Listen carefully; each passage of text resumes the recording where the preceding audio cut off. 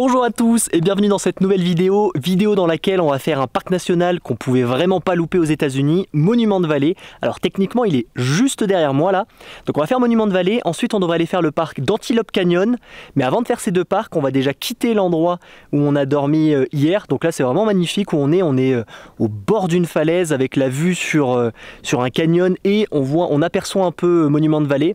Donc on quitte cet endroit et on prend la direction de Monument Valley et d'un point très connu que vous allez vite reconnaître, je pense, qui s'appelle le Forrest Gump Point, qui est en fait l'endroit où ils ont filmé une petite séquence très mythique du film Forrest Gump.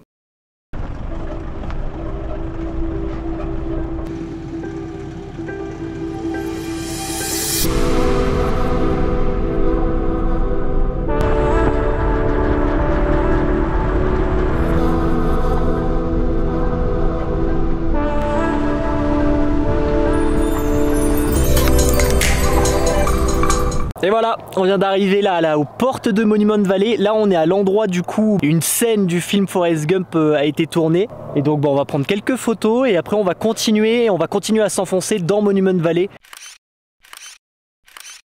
Bon c'est bon, on vient de rentrer dans le parc du coup de Monument Valley. Alors parc qui ne fait pas partie des parcs nationaux américains, donc notre petit pass ne fonctionne pas, donc on a dû payer, c'était 16 $ l'entrée pour 2 personnes. Et là du coup, en fait il y a une route qui fait 27 km et qui va s'enfoncer un peu dans tout Monument Valley. Et donc c'est ce qu'on va aller faire, maintenant. Et on ne va pas être seul sur la route, même si on n'est plus en période touristique, il y a quand même plein de monde. Et voilà, on entre dans Monument Valley. Et ici on s'arrête pas pour les ours mais pour les chevaux. Oui.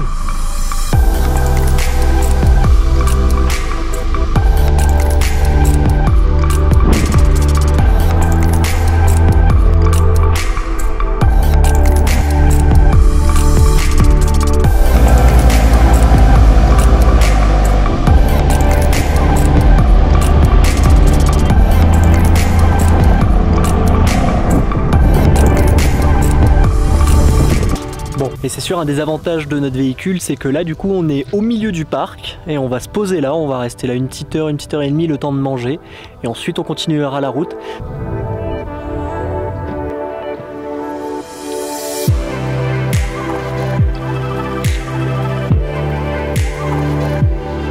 Alors qu'est-ce que tu veux nous dire sur Monument Valley, Ambrine?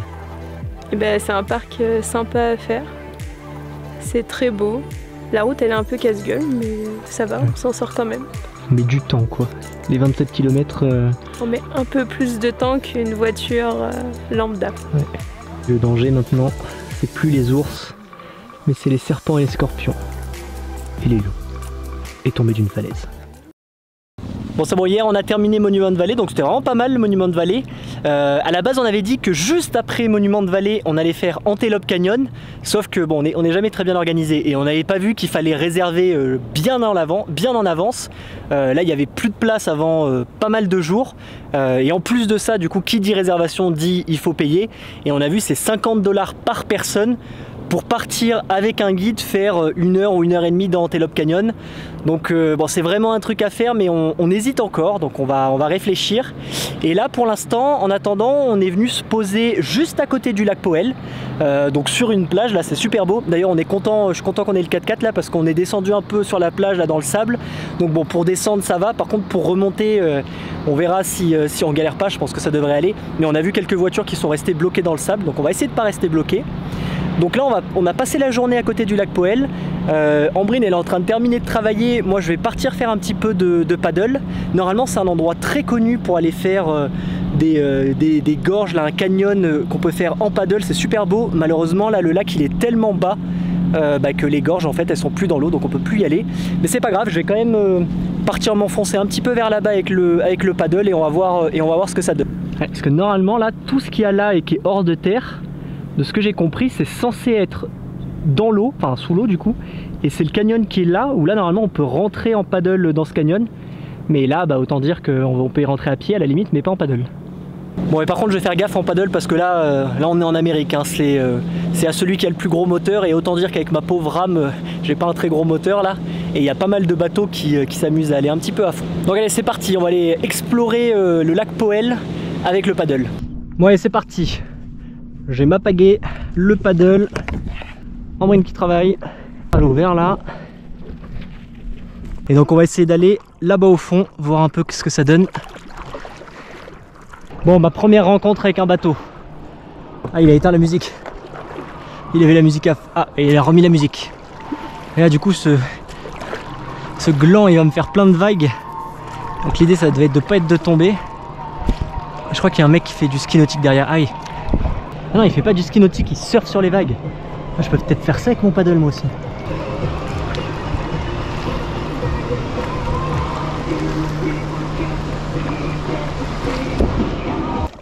Bon, par contre je suis vraiment beaucoup plus rapide en étant assis que debout, hein. J'ai vraiment pas encore la technique debout. Bon, bilan du lac Powell en paddle. Quand il y a de l'eau, ça doit être vraiment génial de pouvoir s'enfoncer là dans les canyons avec le paddle et tout, ça doit être trop bien. Mais là, comme il n'y a pas d'eau et qu'on peut pas s'enfoncer dans les canyons et que je suis obligé de rester un peu dans l'axe principal, j'ai tous les bateaux qui me passent à fond la caisse à côté, donc pas super super. Ça reste beau, il n'y a rien à dire, hein. Mais bon, je pense que c'est pas la même expérience. Il y en a, ils passent à fond là. Il y a les genres de bateaux qui vont vite.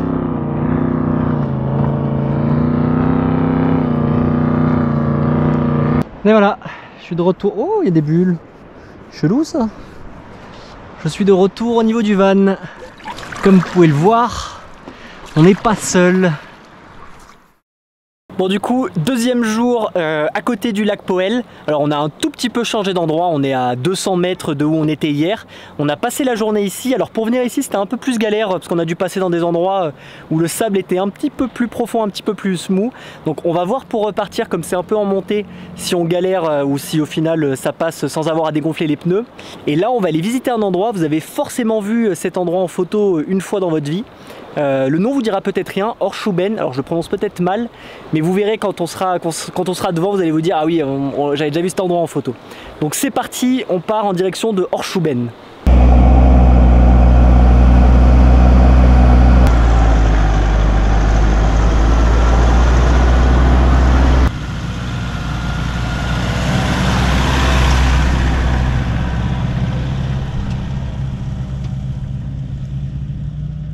La pauvre Ambrine qui à chaque fois doit marcher quand elle fait les plans. Et voilà l'endroit où on voulait aller. Comment ça s'appelle déjà? Horseshoeben. Et voilà Horseshoeben. Vous avez sûrement eu ce fond d'écran Windows une fois dans votre vie. Et là juste en bas il y a plein de gens qui sont arrivés ici en kayak et qui je pense vont passer la nuit ici. Bon, par contre ce qui est flippant c'est que tous les gens ils se mettent au bord de la falaise, mais c'est obligé qu'il y ait des gens qui tombent. Parce qu'il y a des gens vraiment ils ont pas peur, ils se mettent au bord de la falaise. Là je vois un mec qui est juste en train de se mettre au bord de la falaise et qui a ses lacets d'effet. Il suffit qu'il se loupe et hop c'est fini. Ça me fait penser à Re et la tribu des gens qui tombent. Et j'ai perdu Ambrine au milieu de tous les touristes. J'espère qu'elle n'est pas tombée, je vais partir à sa recherche. Bon allez, on va pas jouer à où est Charlie mais à où est Ambrine. Est-ce que vous avez arrivé à repérer Ambrine parmi tout ce monde? Ah non, je crois que je l'ai définitivement perdu. Bon, je suis toujours à la recherche d'Ambrine. Ah, je crois que je l'ai repéré. Je t'avais perdu Ambrine, je pensais que tu étais tombé. J'ai retrouvé l'homme qui veut mourir. Il s'est mis dans un endroit encore plus dangereux.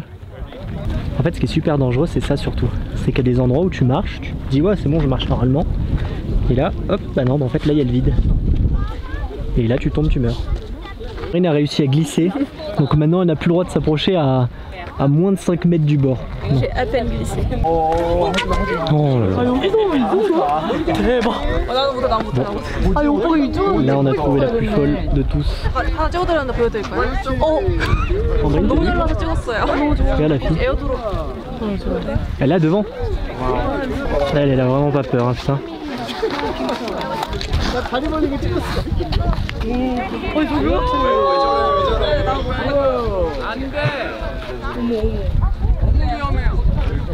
Oh là là. Bon allez c'est parti, nouvelle aventure paddle. Donc au final Antelope Canyon on va pas aller faire le truc payant parce qu'en fait la partie haute, ce qu'ils appellent le Upper Canyon, tout est complet. Donc on peut faire que la partie basse qui est moins belle et c'est quand même 50 $ par personne, donc ça fait un peu chier, plus l'entrée du parc, plus le tips apparemment, donc ça fait un peu cher.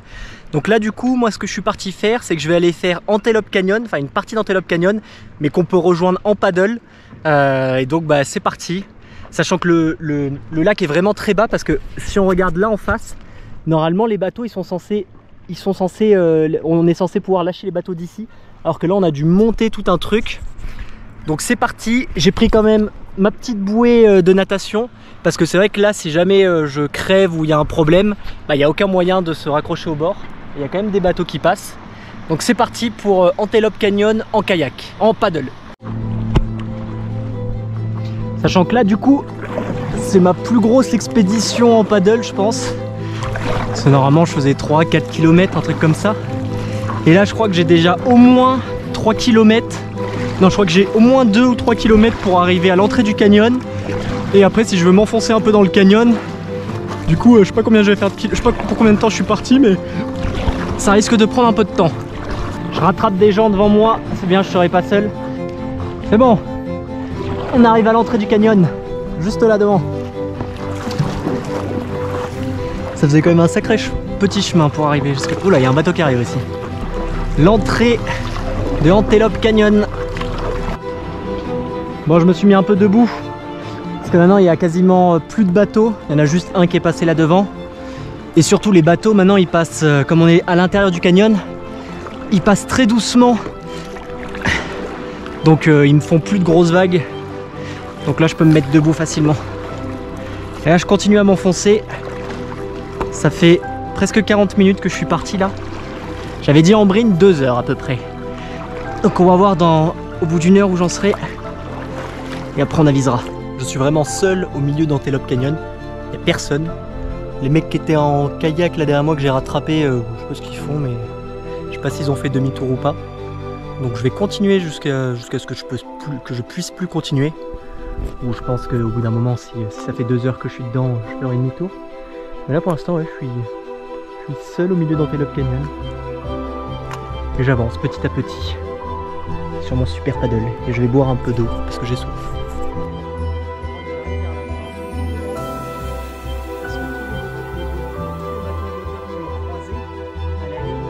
Doit être... Oh putain, ça résonne. Le niveau doit être vraiment très très bas parce que du coup en fait j'aurais fait quand même 4 km quasiment. Donc il y a 4 km là pour aller du début là du launch boat jusqu'à la fin d'Antelope Canyon pour le moment. Alors c'est dommage, hein, je pense qu'en réalité on pouvait aller beaucoup plus loin. Mais là je vois déjà que ça m'a l'air d'être la fin. Bon, je vais pas marcher parce que ça a l'air de la gadoue. Attends, mais c'est de l'eau ça ou c'est de la terre? Ah mais c'est pas la fin. C'est presque la fin en fait. Je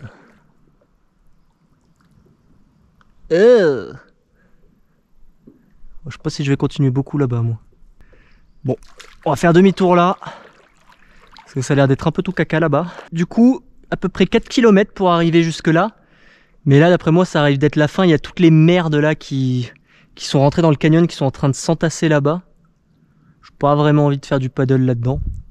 Donc on va faire demi-tour. Ça m'aura pris presque une heure. Je ne me rends pas compte si je suis extrêmement lent ou pas.